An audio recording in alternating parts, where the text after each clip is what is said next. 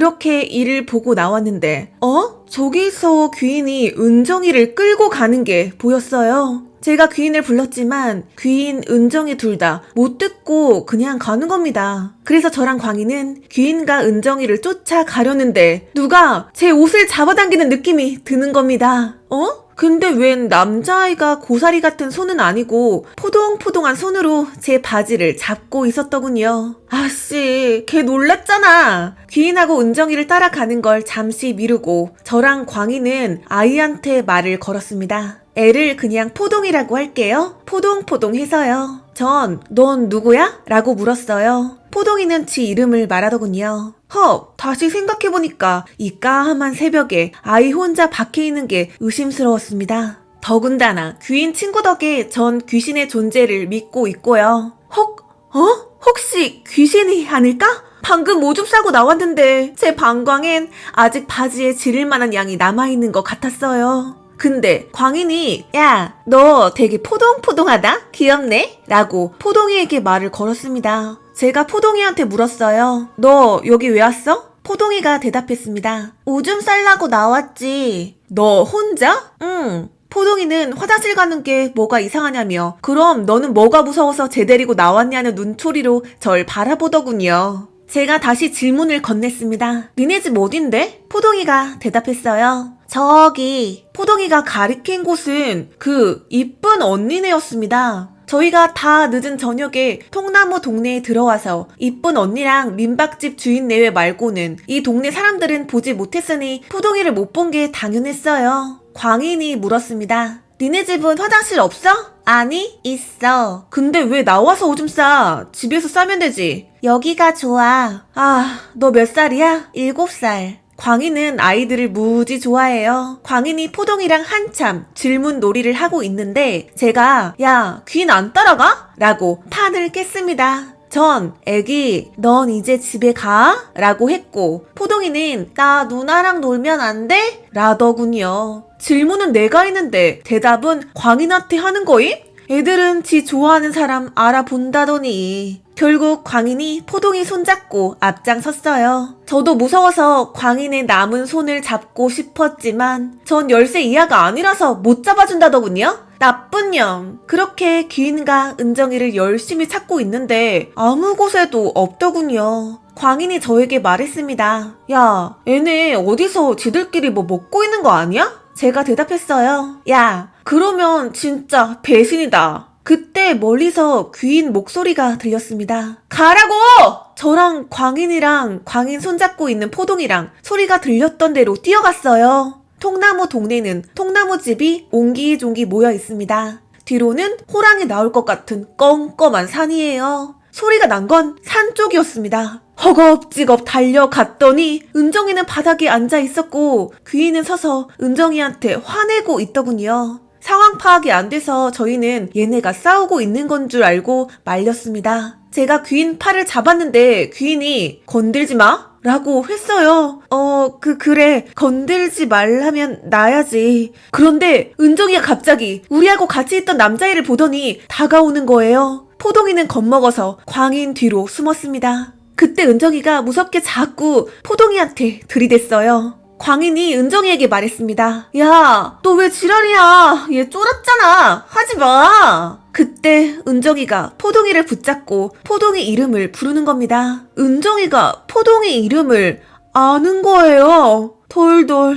그때 귀인이 은정이한테 소리를 질렀습니다. 당신 은정이 몸에서 안 나가면 나 당신 아이한테 나쁜 짓 할 거예요. 귀인이 이렇게 말하니 은정이가 귀인을 살벌하게 째려봤어요. 그때 알았습니다. 은정이한테 누가 쓰였구나. 그리고 귀인이 포동이한테 애기야, 저 누나한테 아빠 안녕히 가세요 라고 해 라고 말했습니다. 포동이가 내가 왜? 라는 눈으로 귀인을 쳐다봤지만 귀인 표정은 오줌 말고 똥도 지릴 것 같이 무섭고 단호했어요. 포동이는 아빠 안녕히 가세요 라고 했고 은정이는 아니 포동이네 아빠는 포동이를 안아줬습니다. 그러더니 은정이가 침을 질질 흘리며 맥없이 그 자리에서 주저앉았어요. 포동이는 울지도 않고 주저앉은 은정이를 껴안고 있었습니다. 귀인이 은정이 입가에 침을 닦아주고 부축하면서 방으로 갔어요. 저랑 은정이는 포동이를 데려다주고 방으로 갔습니다. 방에 들어가서 귀인한테 뭐냐고, 무슨 일이냐고 궁금함을 대방출했어요. 귀인 말씀이 보다시피 은정이 몸에 들어온 건 포동이 죽은 아빠였다고 해요. 은정이 몸에 들어온 건 저희가 스타렉스에서 다리를 건너기 전이었다고 해요. 그러니까 은정이가 갑자기 노래 꺼! 라고 할 때 말이에요. 그때 은정이 얼굴에서 포동이 아빠 얼굴이 겹쳐 보였다고 합니다. 내리라는 포동이 아빠 말을 거절하면 포동이네 아빠가 못되게 굴까봐 내리자는 말에 맞장구를 쳐준 거고요. 그렇게 저랑 광인이 앞서 나갈 때 포동이네 아빠가 먼저 귀인한테 넌 내가 보이지? 라고 했다고 합니다. 귀인이 네 보이네요 라고 대답했고요. 아쉽게도 귀인은 귀신을 볼 줄만 알지 퇴마의식 같은 건 전혀 못해요. 그냥 대화로 설득만 할 수 있을 뿐이었죠. 귀인은 우리가 놀랄까봐 말도 못했던 거예요. 귀신이 반응하는 걸 좋아한다고 하니까요. 포동이 아빠란 걸 확실히 느낀 게 예쁜 언니를 봤을 때였다고 해요. 예쁜 언니가 포동이 엄마라니 저에겐 충격이었어요. 그 얼굴이 30대라니 이쁜 데다가 동안이었어요. 아 맞다. 어쩐지 우리가 라면 7봉지나 해치운다고 했어. 그렇게 라면을 먹고 잠이 들었는데 귀인은 잠을 안 자고 기다렸다고 해요. 포동이 아빠의 동태를 살피기 위해서. 귀인이 예감했듯이 은정이는 얼마 뒤에 일어났고 밖으로 나갔다고 합니다. 그래서 귀인도 뒤따라 나갔대요. 은정이가 동네 구석구석을 돌아다니다가 이쁜 언니네 통나무집 주변을 맴도는데 안타까운 건 집이 부실하진 않은지 고칠 데는 없는지 확인하고 있었던 거라고 합니다. 그때 마침 포동이가 화장실 때문에 기어 나왔고 은정이가 포동이에게 다가가는 걸 귀인이 낚아채고 산 쪽으로 끌고 갔다고 해요. 근데 왜 하필 은정이한테 그런 거냐고 나랑 광인도 있는데 라고 묻자 광인은 너무 기가 약하고 저는 기가 너무 세다고 해요. 원래 귀인같이 귀신 보는 애들이 접촉이 더 잘 되는데 포동이 아빠는 자기를 말려줄 귀인은 필요했다고 합니다. 그니까 한마디로 포동이네 아빠는 아기 따윈 없이 그냥 단지 보고 싶었던 거예요. 이쁜 언니랑 포동이가 그래서 안아주고 싶었던 거였습니다. 포동이를요. 포동이네 가족은 2년 전에 이곳으로 귀농한 거였는데 1년 전에 병으로 죽은 거라고 합니다. 그냥 귀인같이 영가를 보는 존재를 기다린 것 같아요. 그리고 저희는 은정이를 배려하기로 했습니다. 자기 몸에 귀신이 들어왔다는 걸 알고 상처받을까봐 은정이가 잠들어 있을 때 주인 아저씨한테 부탁해서 은정이를 스타렉스로 옮겨놨어요. 그리고 이쁜 언니한테도 말하지 않기로 했습니다. 나중에 포동이가 말할지도 모르겠지만 원래 어른들은 애들 말 잘 안 믿잖아요. 날이 조금씩 밝아지고 주위가 파란색이었어요. 귀인은 은정이는 아무것도 기억 못할 거라고 했습니다. 제가 지발로 지가 걸어 나오고 라면까지 먹었는데 어떻게 그걸 몰라? 라고 물었지만 스타렉스에서 눈을 뜬 은정이는 뭐야? 우리 차에서 잤어? 나 언제 잠들었지? 라고 했습니다. 정말 신기하고 뒤로 넘어가는 줄 알았습니다. 그래서 은정이는 아직도 모른답니다. 자기가 잠깐 포동이 아빠였다는 걸요. 그러고 저희는 거기를 벗어나서 또 밥을 먹었답니다. 저도 기가 막히고 코가 막히는 일이지만 귀인 같은 친구랑 있어 보지 않고는 님들은 내만 모를 거예요. 이런 일은 비일비재합니다. 코로 여러분은 아직 귀인에 대해서 다 몰라요. 지금부터 할 이야기는 광인네 아빠와 얽힌 얘기입니다. 전에 말했듯 광인네 부친 양 과장님은 현 복싱 체육관을 운영하시고 외동딸인 광인에게서 자신의 꿈을 이루려 하시는 화려하신 분이십니다. 그 화려함에 묻어나오는 속옷 패션은 그를 아는 모든 이에게 너무나 당연하답니다. 또 양 과장님의 트렁크 패션은 이제 패셔너블해 보입니다. 만나면 반갑다고 인사를 하시는데 그때마다 본인의 장단지 알을 상대에게 허락하시어 자유로운 영혼을 지닌 장단지 알에 힘을 줬다 풀었다를 반복하세요. 그래도 소시적 주먹 쥐고 찍은 사진에선 당신을 따라올 자가 없어요, 양 관장님. 무엇보다 혼자 조선시대 사시는 저희 아빠와는 달리 양 관장님은 인생을 살면서 볼까 말까한 신기한 캐릭터입니다. 그래서 그런 건지 그렇게 복싱 다이어트가 붐일 때도 여자 회원들 따윈 없었습니다. 진짜 한 명도 없었어요. 체육관엔 오로지 복싱의 열기가 남다른 남성들 뿐이었습니다. 그들에겐 슬프게도 광인이 홍일점이었던 거죠. 원래 광인네는 체육관에서 생활하다가 18살 그해 가을에 광인이 머리털 나고 처음으로 제대로 된 집으로 이사를 갔습니다. 그때 이삿짐 나르는 걸 도와줬는데 그때 광인의 행복한 표정을 잊을 수가 없습니다. 그때 이사하고 얼마 후쯤부터 양 관장님이 아프셨어요. 병원에 가도 병명 없이 열만 많이 나셨고 기침하시면 침에 피까지 섞여 나오셨다고 합니다. 광인이 이때 참 많이 힘들어했어요. 아마 양 관장님의 빈자리를 몸소 느꼈을 거예요. 양 관장님의 병수발 때문에 학교를 못 나올 때도 있었거든요. 어느 날 참신한 기독교인인 광인이 오죽 답답했으면 귀인에게 부탁을 했어요. 병명도 없는 병이 어딨냐면서 아무래도 이상하다고 지금 집으로 이사간 후부터 양 관장님이 아프기 시작한 것 같다며 뭐라도 씌인 건가 봐달라고 했어요. 그래서 학원에 끌려 살았던 은정이만 빼고 귀인이랑 광인이랑 저랑 광인네 집으로 갔습니다. 우선 광인네 집 구조를 대충 설명해 볼게요. 현관에 들어서면 오른쪽으론 화장실이 있었고 왼쪽으론 안방, 안방 바로 옆으로 광인방이 있었어요. 그리고 거실 겸 부엌이 있었습니다. 싱크대와 TV가 마주보고 있었어요. 고로 싱크대에 기대서 TV를 보면 편했죠. 거실에 들어서자마자 끙끙 앓고 계신 양 관장님이 제 맘도 아프게 했습니다. 원래 마른 체형에 배만 나오셨는데 살이 빠져서 배만 더 나와 보이셨어요. 나약한 양 관장님을 보고 맘 아파하고 있는 그때 귀인이 양 관장님을 보자마자 다급한 목소리로 야, 아저씨 잠자리 빨리 옮겨! 빨리! 광인이 왜? 우리 아빠 원래 저기서 자는데? 라고 딴지를 걸었지만 귀인이 빨리 옮기라고 하면서 역정을 냈습니다. 광인은 갑자기 어이없고 황당했지만 귀인 말에 일단 아빠 방에 가서 자 라면서 그 작고 아담한 체구로 양 관장님을 번쩍 일으켜 부축하는 거예요. 양 관장님이 나약해지셔서 가벼웠던 건지 광인에게 모르는 다부진 힘이 있었던 건지는 아직도 미스테리합니다. 광인이 안방으로 양 관장님을 옮겨드린 후 귀인에게 뭐 때문에 그러는데? 라고 물었습니다. 뭐가 있지? 뭐가 잘못됐지? 하는 눈빛으로요. 귀인은 아무 말 없이 양 관장님이 계신 안방문을 닫고 싱크대 쪽으로 갔습니다. 저희가 거실로 처음 들어설 때 양 관장님은 이렇게 싱크대에 베개를 대고 누워 계셨어요. 눈치채셨나요? 혹시 싱크대 밑에 칼 꽂는 열리는 문 아세요? 보통의 싱크대엔 다 칼 꽂는 문이 있을 거예요. 대부분의 가정집에서는 이렇게 싱크대에 칼을 보관할 거예요. 양 관장님 머리 바로 위에 날카로운 칼날이 아래로 향하고 있었던 겁니다.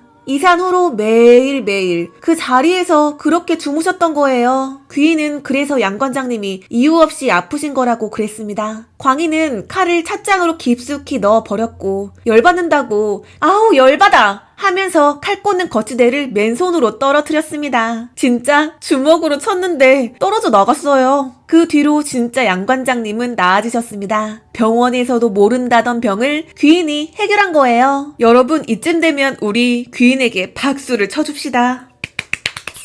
자신이 귀인 덕분에 살았다는 걸 아신 양 관장님은 귀인에게 30년 동안 복싱을 무료로 배울 수 있는 혜택을 선물하셨지만 귀인은 아직 단 한 번도 그 혜택을 누리지 않았습니다. 전 관장님이 취하는 손짓 발짓 모든 것에 열광하지만 광인에겐 비밀인데 귀인은 양 관장님이 많이 부담스럽대요. 이제부터는 지금은 잘렸지만 제가 다녔던 회사에 대해서 얘기해드릴게요. 제가 다니던 회사는 조그만 의류업체였어요. 뭐하는 회사인지 대충 설명하자면 외국에서 아주 싸게 수입해온 의류들을 메이드 인 코리아로 탈바꿈해서 다시 외국으로 역수출하는 곳이었습니다. 고등학교 졸업하고 할 일 없이 빈둥거리는 절 업신 여긴 사촌 형부가 소개해줘서 그것도 꼴에 낙하산 취직을 한 거예요. 뭐 그렇게 대단하고 유명한 회사는 아니어도 고졸인 제겐 퇴직금도 주고 주 5일째 근무라서 갖출 건 다 갖춘 제겐 아주 귀하디 귀한 직장이었습니다. 근데 이제부터 저 버린 회사 막말 좀 할게요. 그래도 나 고용한 것도 고맙고 원래 사회생활이 안 입고 온 거니까 고작 이것도 못 참으면 앞으로 내가 뭘 할 수 있겠나 싶어 참고 계속 나갔습니다. 저희 회사가 수입하는 과정 때문에 외국으로 나가는 경우가 잦았는데요. 김대리가 중국어를 좀 해요. 그래서 중국은 김대리라는 사람 담당이었습니다. 전 연차가 안 차서 외국 나가고 그런 거 못했어요. 2년차도 잘 나가지 못했습니다. 주로 제 업무는 복사하거나 사무실에서 전화 받고 잡일하고 가끔 라벨 작업 심부름도 갔습니다. 저번 여름 시즌 시작할 무렵 저희 회사는 4월부터 여름 준비를 하는데요. 때는 3월이었습니다. 제가 그냥 입버릇처럼 실장님한테 저도 외국 가보고 싶어요 라고 흘려 말했는데요. 뭐 그냥 별 생각 없이 튀어나온 헛소리였어요. 그리고 일주일쯤 있다가 사장님이 김대리랑 이번에 중국을 다녀오라는 거예요. 사장님이 여권은 있지? 라고 하실 때 눈 튀어나오게 고개를 끄덕끄덕 했습니다. 와, 드디어 내가 벌써 이 회사에서 제대로 된 일을 하는구나 싶었어요. 전 이 두 점 맞은 두둥이로 근데 갑자기 왜 저를? 라고 물었습니다. 처음엔 실장님이 사장님한테 말해준 줄 알았는데 알고 보니 김대리가 추천하더라고. 뭐 한 번쯤 가보는 것도 나쁘지 않지 라고 하시더군요. 그땐 뭣도 모르고 김대리한테 절까지 할 뻔했습니다. 어디서 이렇게 하트 뿅뿅 같은 상사가 굴러 박혀있나 싶었어요. 하지만 잠깐이나마 김대리란 사람을 좋게 생각했던 제 뇌에 보톡스를 맞히고 싶습니다. 그런 일이 일어날 줄이야. 그렇게 저는 김대리 추천으로 3월 말쯤에 중국으로 떠났습니다. 아직도 제 입을 뜯어버리고 싶은 한마디는 김대리님 고맙습니다 입니다. 그리고 이때부터가 이 인간과 악연을 맺는 발판이 될 줄이야. 외국 나갈 땐 회사에서는 아주 공식적인 비행기 값과 숙소비는 대줘요. 하지만 가이드비와 식비는 알아서였어요. 김대리가 중국어를 잘해서 가이드비는 필요 없었습니다. 그때 전 처음 가는 거니까 당연히 아무것도 몰랐죠. 김대리가 알아서 척척하고 전 그냥 따라만 다니면 되는 거였어요. 그러다 김대리가 밥값도 자기가 내줬습니다. 가끔씩 김대리가 힘들지? 이번엔 나 혼자 다녀올게 하고 지 혼자 갔다 오기도 했어요. 진짜 저 바보 같아요. 눈치챘어야 했습니다. 그렇게 저는 그동안 외국에서 사입 다녀왔던 분들의 말과는 전혀 다르게 할 거 없이 정말 편했어요. 돌아오는 전날에 야시장에서 지인들 기념품까지 살 여유도 있었으니까요. 그리고 한국으로 귀국했습니다. 그 뒤로 2차로 다시 중국 일정이 잡혔어요. 김대리는 어김없이 저를 사장님께 추천했고요. 전 또 좋다고 따라가겠다고 했습니다. 근데 중국으로 떠나기 3일 전에 귀인과 은정이를 만나는데 제가 나 또 중국 간다 하고 자랑을 했어요. 은정이는 부러워 죽겠다고 쫑쫑 거렸지만 귀인이 이번엔 가지마 라는 거예요. 은정이가 가지 말랬으면 저게 또 부러워서 지랄 깝숑이네 했겠지만 귀인이 그러니까 무섭더군요. 제가 왜? 라고 물었더니 귀인이 글쎄 가지마 라는 겁니다. 저 알다시피 보다시피 엄마 아빠 말보다 귀인 말을 더 잘 듣는 애예요. 회사에서 어떻게든 인정받으려고 노력하시는 분들은 절 이해 못하시겠지만 저 그 중국 출장 쿨하게 반납했습니다. 이때 회사 사람들 저 또라이로 보더군요. 원래는 2인 1조나 3인 1조 시스템이었지만 1차 때와 달리 2차 때는 결제만 하고 환불 쪽 일밖에 없어서 김대리 혼자 중국으로 갔습니다. 2차 중국 일정이 무사히 마무리되고 돌아왔습니다. 근데 이번 여름 시즌이 회사 생긴 이후 최대 이윤을 남겨서 끝까지 참여한 사람들 돈 좀 벌었더군요. 저 너무 부럽고 속상해서 귀인한테 술 먹고 추태까지 부렸었어요. 근데 이번에 여름 정리하다가 일이 터진 거예요. 역시 귀인은 멀리 높이 보는 친구였던 거예요. 김대리가 회사 돈을 중간에서 가로챈 겁니다. 그러니까 중국 거래처 사람하고 짜서 한 벌당 1,500원씩을 더 붙인 거였어요. 시즌마다 수입해 오는 한 아이템마다 수량이 몇백 벌인데 한 벌당 1,500원씩 붙였다고 생각해보세요. 심심해서 계산해보다가 포기했습니다. 그래서 아무것도 모르는 저를 추천해서 데리고 간 거였어요. 저 것도 모르고 중국에서 김대리가 사준 밥을 고맙다고 웃으면서 처먹은 겁니다. 1차 일정 때는 샘플만 보고 온 거고 2차 일정 때가 아예 돈을 주고 오는 건데 제가 귀인 말 안 듣고 2차까지 동행했으면 능력 없는 저는 경찰서 가서 진술하고 국밥 먹으면서 그것도 맛있다고 느끼고 있었을지도 몰라요. 아, 이건 오반가?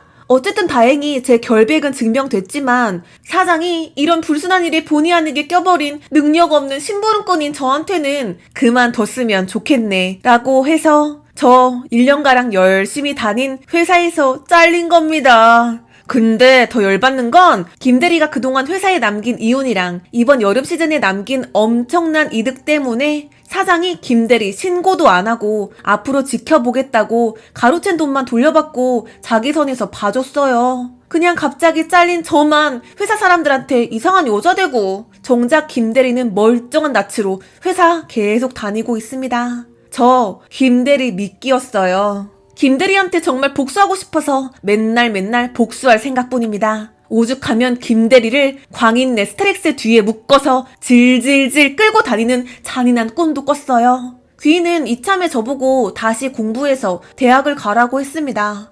귀인 말대로 다 하고 싶기는 한데 저 대학의 대자도 생각해본 적 없고 제게 대학은 공포스러워요. 아무튼 여기까지가 김대리와 얽히고 설킨 억울한 이야기입니다. 아마 김대리가 저한테 미안하다고 진심으로 사과했더라면 이 정도로 증오하진 않았을 거예요. 전 사람 미워하고 그런 거 잘 안 하는데 김대리는 용서할 수가 없습니다. 부셔버릴 거야. 아, 그리고 김대리 이야기 때문에 좀 시큰둥할 님들을 위해 중국 야시장 기념품 얘기를 좀 해볼게요. 이거 여기까지 읽어준 여러분들을 위한 제 깜짝 보너스입니다. 전 엄마, 아빠, 동생, 귀인, 은정이, 광인에게 줄 기념품을 사야 했어요. 마침 숙소에서 10분만 걸어가면 야시장이 있다고 숙소 주인 딸인 남분이가 알려줬어요. 남분이는 조선족입니다. 중국 광저우에 사는 20살 남분아, 혹시 이거 보니? 그래, 언니야. 보고 싶다. 전 혼자 다니는 거 싫어하는데 말도 안 통하는 중국에서 혼자 다니면 혹시 국제 미아라도 될성 싶어 남분이를 미친 듯이 꼬셨어요. 아, 남분아, 같이 가자. 거기에서 일주일쯤 생활하는 동안 남분이는 제가 귀찮았을 텐데 제 꼬심에도 잘 넘어가주는 착한 아이였어요. 남분이를 앞세워서 야시장으로 갔습니다. 제가 남분아, 진짜 여기 바퀴벌레도 튀겨 먹어?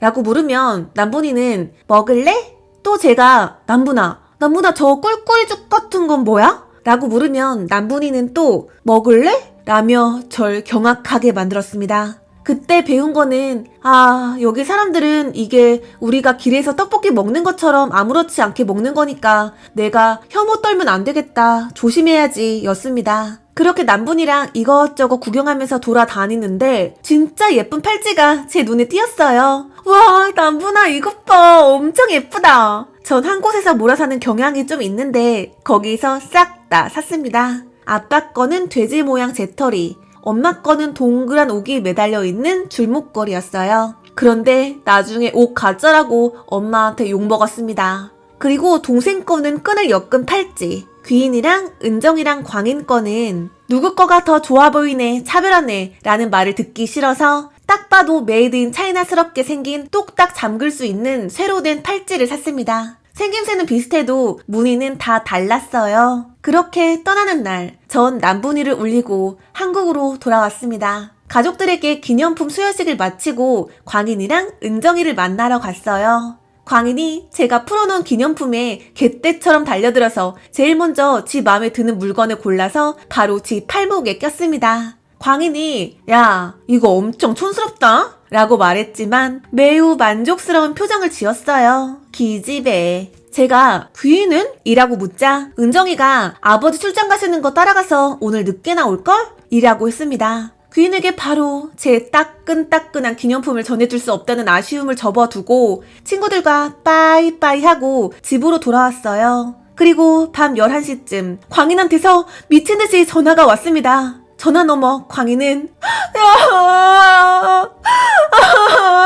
하고 미친듯이 우는 겁니다. 이야기가 길어지네요. 3부에서 찾아뵐게요. 지금까지 내 친구 귀인 2부였습니다. 구독과 알림 설정을 하시면 다음 편인 3부를 가장 먼저 보실 수 있으시고요. 영상이 업로드된 후에는 고정 댓글에 링크 남겨놓을 테니 클릭해서 보시면 됩니다.